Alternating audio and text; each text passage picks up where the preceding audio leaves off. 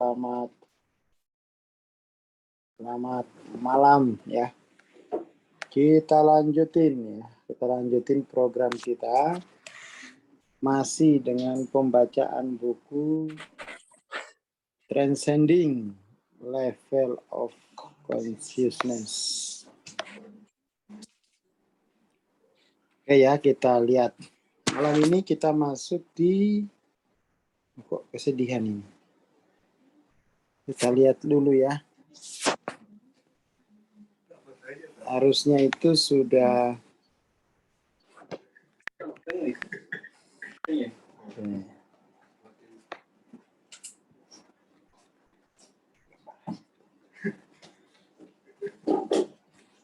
Oke, sampai sini ya. Iya. Oke, sampai sini. Berarti ini sudah sampai sini lah. Pencerahan penuh 850.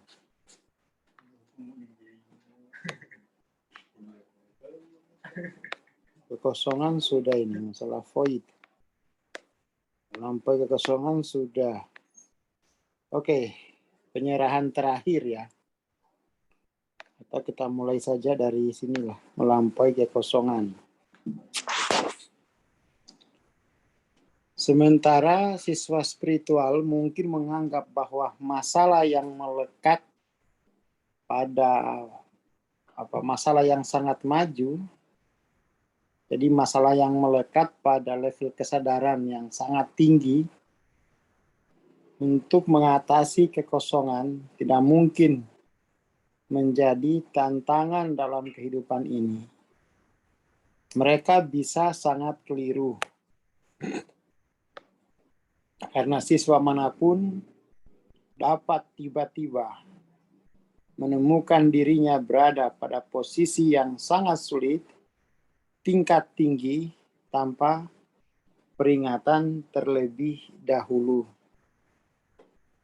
Jadi semua siswa harus diinstruksikan sebelumnya tentang bagaimana menangani kondisi kesadaran yang sangat tinggi. Jadi ini bukan hanya ungkapan yang menarik yang mengatakan bahwa surga dan neraka hanya berjarak 1/10 inci. Faktanya, seseorang dapat pergi dari neraka dalam keadaan yang paling maju. Jadi orang-orang bisa itu dari level kesadaran 50 bisa shifting ya. Bisa shifting ke kesadaran katakan 600 atau mungkin bahkan 700. Itu kayak Hawking kan? Hawking dalam keadaan tidak berdaya, putus asa, dia kemudian mengalami pencerahan ya. Mengalami pengalaman dari medan kesadaran yang lebih tinggi. Sehingga sakitnya itu sembuh ya, sembuh. Salah satu alasan penundaan yang tampaknya tak berujung dalam perjalanan menuju pencerahan adalah keraguan ya. Keraguan yang harus diserahkan sebagai perlawanan. Penting untuk diketahui bahwa sebenarnya sangat jarang bagi manusia untuk berkomitmen pada kebenaran spiritual sampai tingkat serius mencari pencerahan. Kebanyakan orang itu ke jalan spiritual bukan mau cari pencerahan, tetapi mau cari solusi, kambingnya belum laku-laku. Ya kan? Mau cari solusi ini ya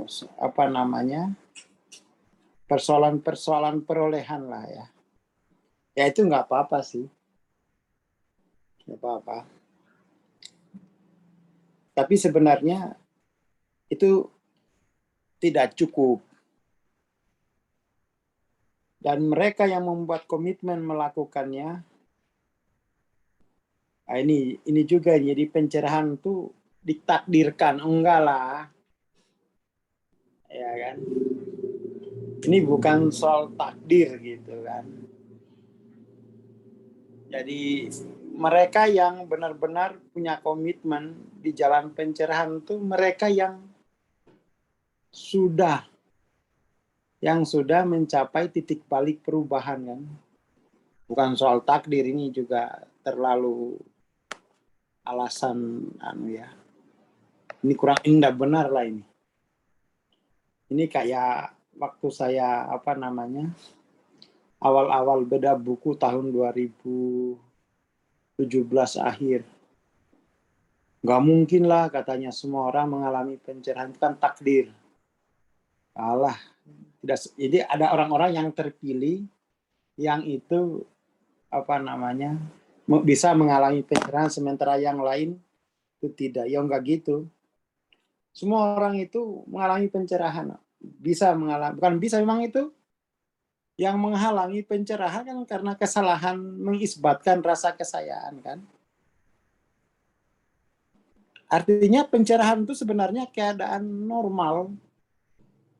Keadaan normal saja setelah kepalsuan itu terlampaui. Kepalsuan apa? Kepalsuan pengetahuan bahwa tubuh, perasaan, pikiran itu adalah sumber rasa kesayaan. Setelah semua itu dilampaui, ya auto tercerahkan, otomatis. Karena memang sejak awal itu rasa kesayaan itu kan pancaran langsung dari kesayaannya Tuhan kan. Jadi bukan sesuatu yang harus dicapai, yang harus ditambahkan lagi, enggak. Memang sejak awal itu sudah begitu, hanya saja pengetahuan kita itu palsu, yaitu mengisbatkan rasa kesayaannya pada tubuh, pikiran, dan perasaannya. Yaitu. Jadi enggak lah, bukan soal takdir ini.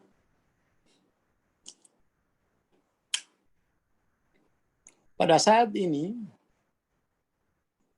evolusi spiritual berjalan dengan kecepatan yang selalu menggembirakan, dan informasi spiritual yang sebelumnya tidak pernah tersedia, sekarang dapat diakses dengan mudah banget. Zaman saya belajar itu, nggak ada model, nggak ada teori, nggak ada konsep, nggak ada kelas. Pokoknya bandel dikit terlempar kau. Ya kan? Kalau zaman dulu itu gitu.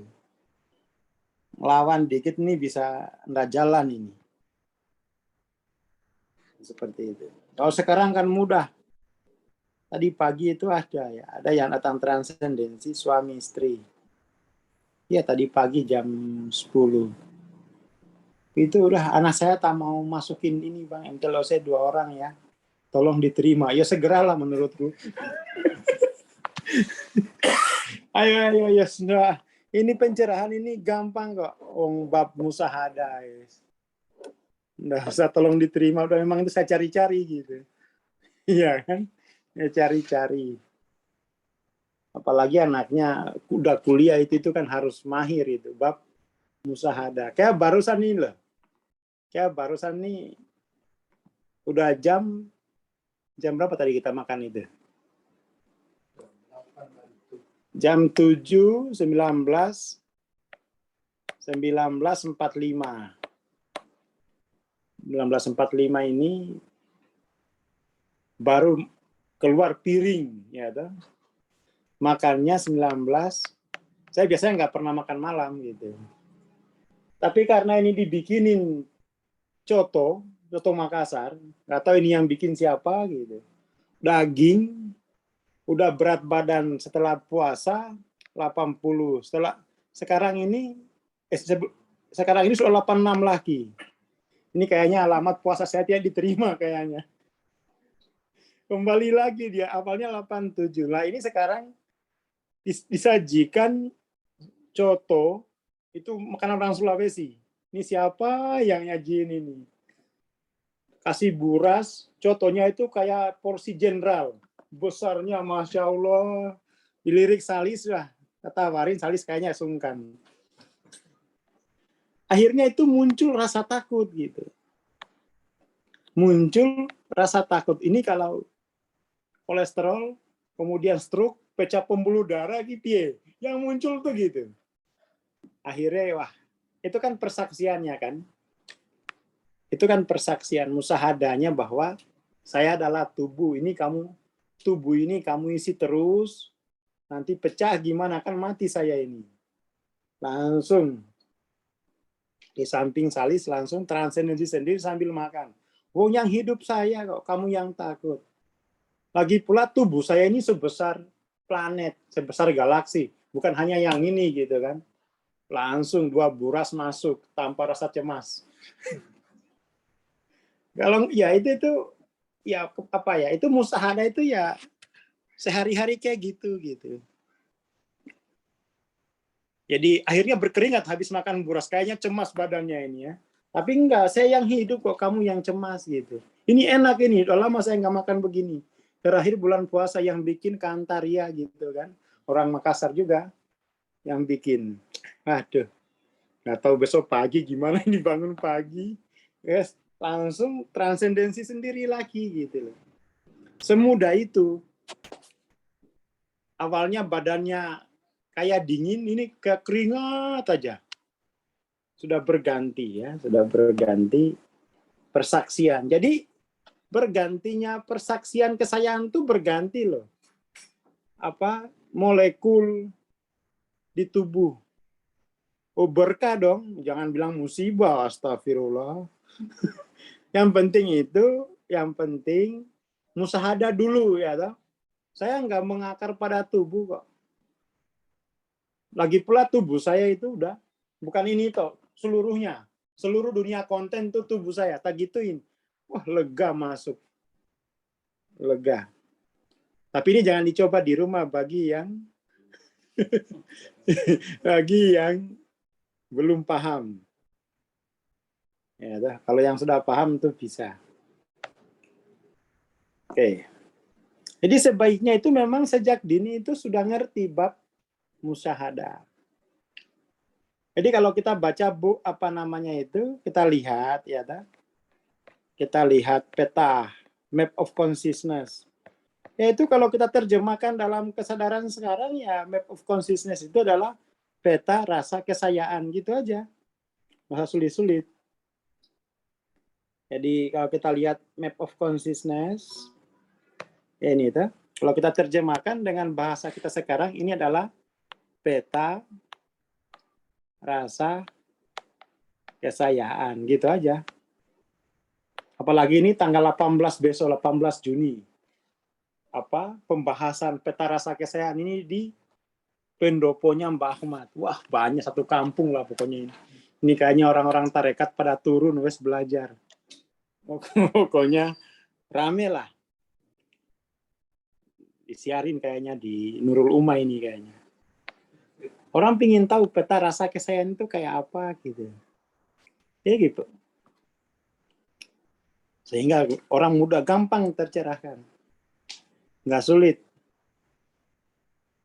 Nggak sulit. Ini tanggal 18 yang sudah ikut mentoring itu boleh hadir. Ya siapa tahu di Mbah Ahmad memberi ceramah pakai ini kan lumayan kita dapat dari kiai kan. Tapi memang itu jadwalnya ya saya yang ini. Tapi dari teman-teman dari pondok itu pada datang. Mungkin ada bawa kitab lah terserah itulah. Pokoknya peta rasa kesayaan ini itu akan dibahas ya, akan dibahas. Awalnya daripada saya ngajar tiap hari di sana, mendingan tiap minggu aja aku ke sana.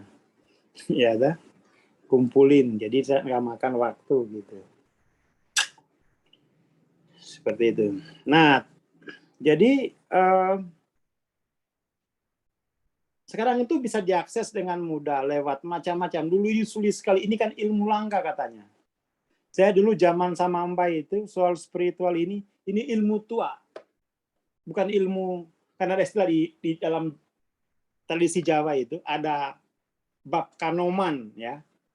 Ada bab sepuh, ini bab sepuh nih. Kalau kanoman itu ilmu muda lah, ilmu istilahnya. Ini ilmu sepuh. Ini yang pegang nih sepuh.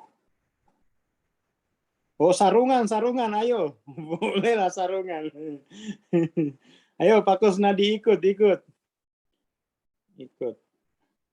Ya, sarungan boleh. Ya kan? Saya aja kayaknya pakai celana pendek. Kan kita bebas tuh kan. Kalau sama Mbah Ahmad tuh kan nggak pernah ditegur soal kenapa pakai celana begitu, nggak pernah. Los-los aja gitu. Ya selama ke sana itu lebih banyak pakai celana pendek. Kalau sama Mas Jayen baru pakai celana panjang. Sungkan sama Mas Jayen. Karena Mas Jayennya rapi gitu ya. Kayak Hadat Alwi saya. Ya Mas Jayen kan rapi kalau ketemu Mbak Ahmad gitu. Yo bayar lah. Yo nggak bayar kata aneh. Ya kan. Ya nggak bayar. Ikut kok bayar. Lu pinggir sawah ya, kopdar pinggir sawah kan. Kalau jenuh ziarah ke makam gitu kan. Segar lagi. Jadi sekarang itu lebih mudah loh. Dan Indonesia itu memang lagi demam pencerahan. Lagi demam pencerahan gitu kan. Mana-mana itu kopdarnya itu saya dari ini jalan tahun 5 lewat lah. Kan 2007. Oh, udah 6 tahun. Jalan 6 tahun tuh makin antusias orang. Dan sekarang itu yang menarik, fenomena baru, yang ikut tuh serombongan keluarga. Nggak sulit lagi cari peserta saya itu, enggak. Banyak sekeluarga ngajakin gitu. Ya ngajakin anaknya, ngajakin pasangannya, ayo Pak wes. Mumet kita bulet ruwet hidupnya kalau nggak tercerahkan. Masalah kentut aja bisa berakhir dengan perceraian gitu kan. Jadi itu ya. Jadi ini mudah pencerahan ini. Kemajuan seorang siswa spiritual saat ini sudah dipercepat, bisa dipercepat. Dan diuntungkan oleh akses informasi spiritual di masa lalu yang terbatas. Jadi kalau dipercepat gitu ya.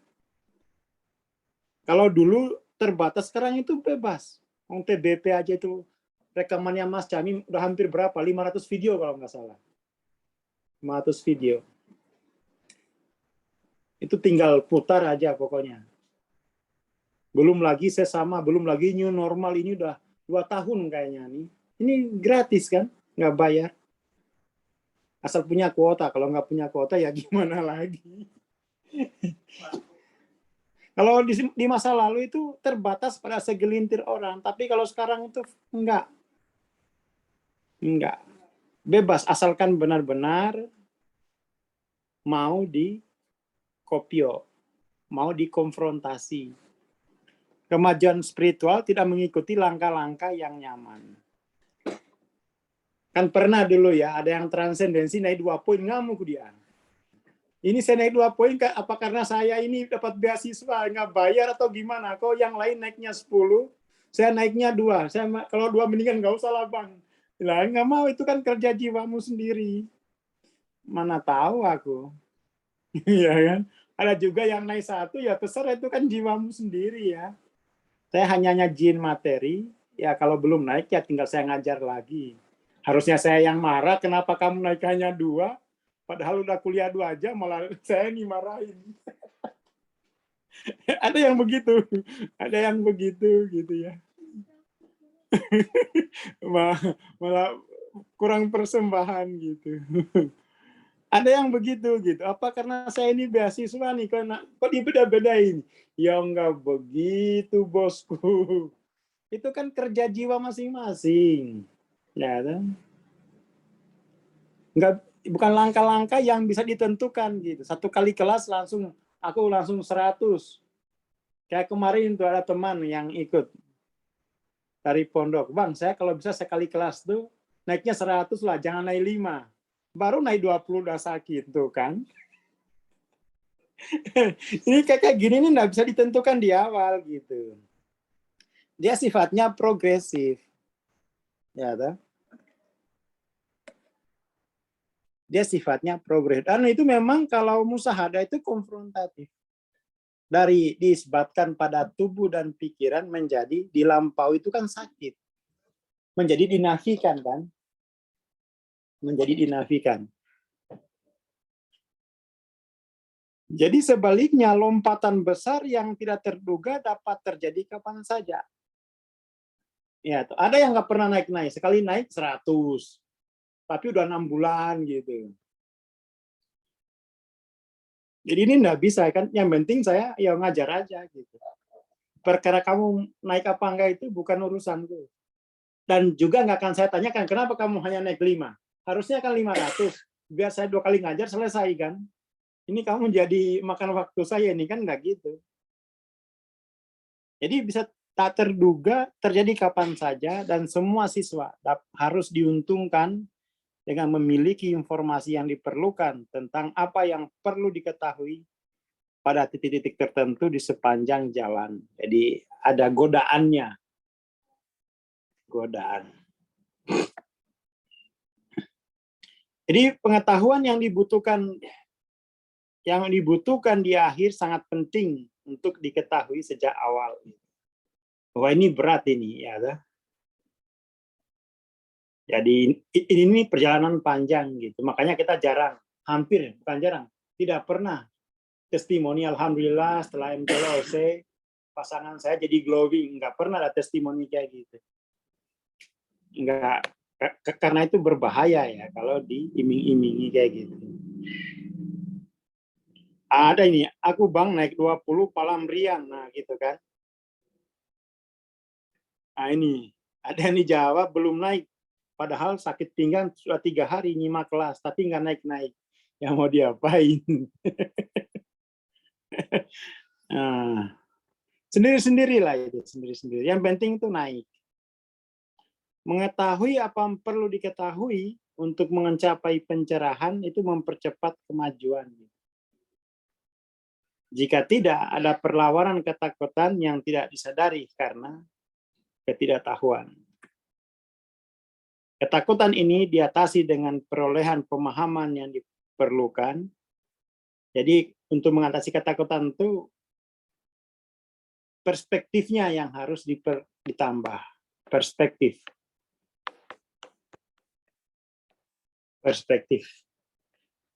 Tapi kan beberapa orang ya, bukan di sinilah. Kalau di sini ini sudah, dia kalau ada masalah, kalau diberi perspektif itu senang. Ya kan? Tapi beberapa orang punya masalah, disuruh ikut kuliah, memang itu kuliah bisa kenyang. Ya, orang kuliah itu untuk memperluas perspektif. Memangnya buras apa gimana kuliah itu kan? Jadi memang itu ya pertama itu dirangkul dululah perspektif untuk melihat masalah. Jangan langsung solusi. Kalau langsung solusi itu solusi tanpa perspektif itu bisa salah solusi gitu. Itu kan yang terjadi selama ini dalam hidup kita kan. Sudah mencoba banyak solusi, ternyata balik lagi ke masalah awal. Seperti itu. Ya karena solusi tanpa perspektif.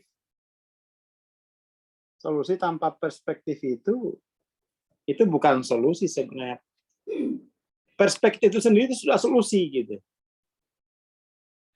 Perspektif itu sendiri sudah solusi. Jadi perlawanan itu diatasi dengan perspektif. Nah, yang repot itu kalau dia nggak mau pakai perspektif. Ya sudahlah, ya mau diapain gitu. Sehingga dengan perspektif itu kemudian tidak ada yang tersisa untuk ditakuti, dan semua ketakutan adalah ilusi, pengetahuan yang juga diperlukan pada kondisi yang sangat maju.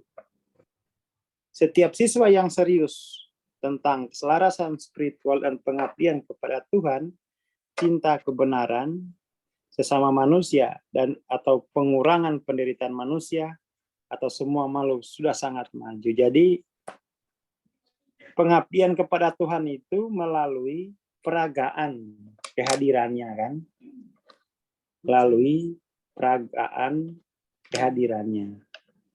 Nah kalau kita ini enggak, diserahkan ke Tuhan aja ya Bang ya, nggak apa-apa saya pasrah. Loh, ini konsep pasrah dari mana?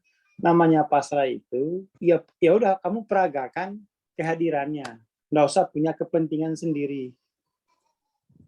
Ya kan? Kadang-kadang itu kebalik ya, kebalik. Kita pasrah aja kepada Tuhan. Enggak. Tuhan itu diperagakan. Bukan diserahi beban. Beban dalam pikiran kita.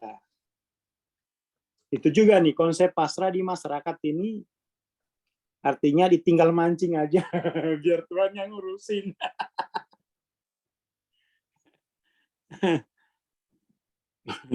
Pasrah itu maksudnya ya peragain aja gitu. Peragakan kehendak Tuhan gitu. Jangan pasrah aja lah, ditinggal mancing. Itu pasrahnya orang kita ya kadang-kadang ya gitu ya. Baru penerapan prinsip spiritual secara konsisten dapat secara tak terduga menghasilkan lompatan yang sangat besar dan tiba-tiba ke tingkat yang tidak terduga. Pada saat itu, ingatan bahkan mungkin tidak tersedia. Jadi memori itu tidak ada. Dan sebaliknya, pengetahuan akan kebenaran spiritual muncul dengan sendirinya ya secara diam-diam. Terrealisasi gitu ya. Siswa spiritual harus menerima kenyataan bahwa mereka sudah berbakat gitu. Seorang pembaca buku yang serius seperti ini hampir tidak mungkin sebaliknya. Keilahian mengetahui dirinya sendiri, oleh karena itu menerima kebenaran itu berarti sudah merasakan sukacita. Tidak mengalami sukacita dengan memahami hal ini berarti sedang menantang sukacita. Jadi kalau misalnya kita di saldo ya, di rekening saldo tinggal 1 juta, ini pun ini 1 juta ini 500 pinjam teman, jadi tinggal 500. Itu berarti itu secara kesadaran dia menentang kekayaan gitu. Dia menentang, dia menolak, dia menolak. Jadi nggak usah dipinjamin aslinya, wong dia menolak kaya. Tapi itu di tingkat kesadarannya ya. Kesadaran ini diperkuat dengan pemahaman bahwa bertentangan dengan paradigma dualistik Newton tentang realitas. Mbak Newton ini kan realitas linier kan, alam tampak tok. Seperti itu. Jadi kalau pakai paradigmanya Mbak Newton, kamu itu hanya tubuh yang terjebak dalam dunia konten. Gitu. Jadi kamu itu hanya konten, salah satu jenis konten di antara banyak konten yang lain. Apesnya konten kamu itu tidak bisa menghasilkan apa-apa. Hanya bisa bertahan hidup. Tidak seperti daun pepaya, pohon pepaya yang bisa menghasilkan bunga, buah, daun, dan macam-macam, dan bisa dimakan. Kalau kita kan nggak ada yang bisa dimakan. Tuh. Pahit semua, termasuk omongannya. Termasuk omongannya. Gitu. Sebaliknya, posisi sekarang adalah karena daya tarik potensi. Karena baik masa lalu maupun masa depan adalah ilusi. Oleh karena itu, komitmen terhadap pencerahan sekarang menjadi seperti magnet yang menarik seseorang ke arahnya, dan tingkat evolusi tergantung pada kesediaan individu untuk menyerahkan perlawanan. Aku nggak mau, ya udah. Pencerahan bukanlah suatu kondisi yang harus diperoleh. Memang bukan perolehan ya. Wong itu memang sejak awal itu pencerahan itu kan orang mengalami, menyadari bahwa rasa kesayangan itu pancaran langsungnya kan. Itu pencerahan tuh gitu. Kalau bahasa kerennya itu ilallah. Itu aja. Memang sejak awal sudah begitu. Itu sebuah kepastian, ya. Sebuah kepastian. Kalau pengetahuan yang salah mengenai rasa kesayangan itu sudah diserahkan, sudah dipasrahkan. Seperti itu. Ini adalah diri yang menarik seseorang untuk informasi spiritual. Jadi rasa kesayaan yang darinya itu yang membuat orang itu tertarik pada ikut-ikut kuliah kayak begini walaupun nggak dapat ijazah, nggak dapat sertifikat. Rasa kesayaan yang merupakan pancarannya itu yang mendorong dia untuk bergabung gitu. Seperti itu. Oke, itu dulu ya. Jadi selamat ini teman-teman yang ikut malam ini, berarti itu dalam kalimat terakhir ini itu berarti itu rasa kesayaan yang darinya itu yang mendorong teman-teman untuk ikut Zoom. Matur nuwun, selamat malam. Assalamualaikum warahmatullahi wabarakatuh. Ya, selamat malam. Terima kasih Bang Aswar. Terima kasih Bang Aswar.